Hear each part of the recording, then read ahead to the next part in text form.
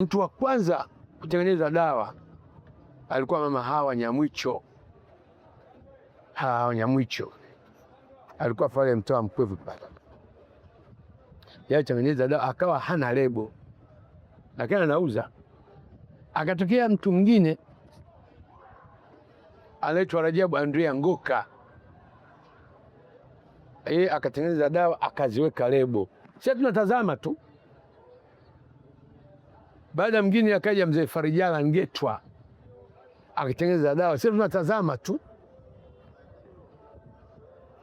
na tukiwa tunauza dawa zile, tuna hawa Wachaga hawa samaki si watu wa Moshi.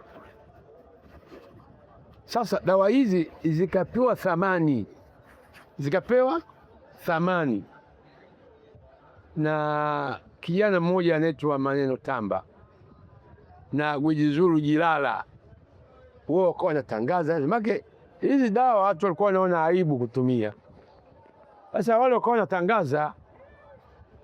Baadaye wakaja kina Lupimo, wakaja kina Dr. Mwaka na wakaja watu wengine kutangaza. Hawa wameziuisha hizi dawa kutufanya na sisi tuonekane.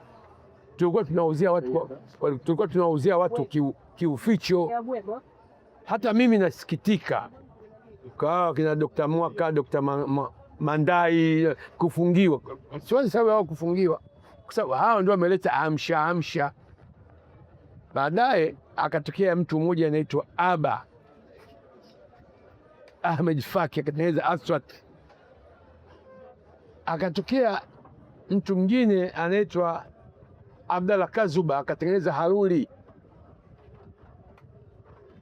Akatokea mtu anaitwa Kaunda, Adam Kaunda akatengeneza Sam. Sasa alipotokea Adam Kaunda, kwa sababu ni Mswahili mwenzetu tupo naye,